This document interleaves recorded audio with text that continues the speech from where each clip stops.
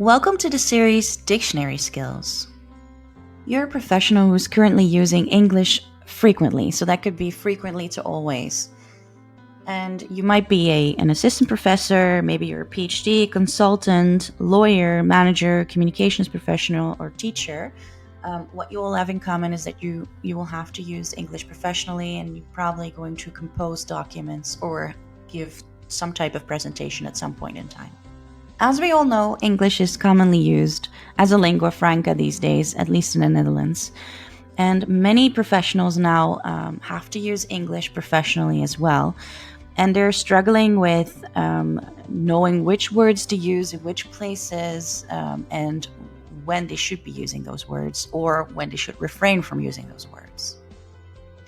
So why was this series developed? Well, first of all, I've noticed that a lot of you are using Google Translate. So that is a problem because it doesn't offer very comprehensive information in terms of language use. Another issue that I found is that a lot of people are using slang in their professional reports without even knowing it, are using words with very negative connotations, which could actually put the reader off, and so on. So what can you expect in this video series? Well, first of all, we're going to cover why Google Translate is not the most ideal tool to use, which is a tool that most people are currently using, as well as what are good quality tools, and that is explained in this first video. In videos 2 and 3, the building blocks of sentences and utterances are discussed. In video 4, we're going to pay attention to how to find words that are similar or dissimilar, so synonyms and antonyms and other related words. And the last one will very much focus on how to start using language in a way that often goes together, so to improve fluency and accuracy. By the end of this video, you will have learned how to start using better tools. Most professionals these days use Google Translate as their dedicated tool to find words to use in their professional documents. But the problem with that is that Google Translate doesn't offer any synonyms.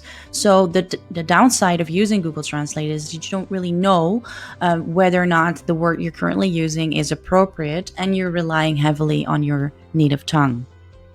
So you're instructed to use a dictionary, but you haven't really picked one up in a long time, if ever, or maybe you have, but you might not know how to effectively use it to your advantage. It all might seem very time-consuming and you're not quite sure how to deal with this. So what is a dictionary? Well, a dictionary is a book that contains a list of words in alphabetical order with their meanings explained or written in another language. Please note that I will always recommend using an English dictionary, and the reason for that is this. When you're in a communicative situation and a specific word doesn't come to you, you do have the language to actually explain that word, which is a very beneficial strategy. So you're actually killing two birds with one stone. All right, so what type of information can you find in dictionaries? Well, let's start with a code system that is commonly used, let's say in Cambridge Online Dictionary. So there you see a code like, let's say, A1 for dictionary. So that's a word that is classified as an A1 level word, which stands for the first level of a basic user. So a basic user is expected to know that type of word. All right, so as I've mentioned, each band, so A, B, or C, has levels 1 and 2. So that's either the lower basic user, for example, or lower intermediate or lower advanced user versus the upper basic user, upper intermediate user, and upper advanced user. This model is used for all foreign languages, and it's a European model.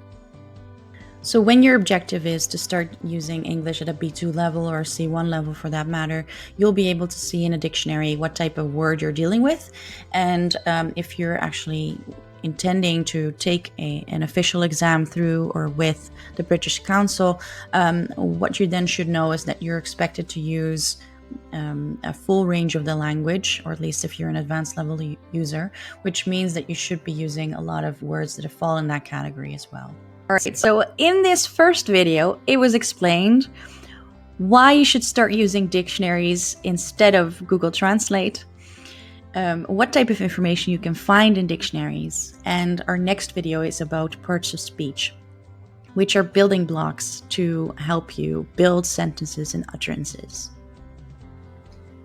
If this video was useful for you, please like it and subscribe to my channel.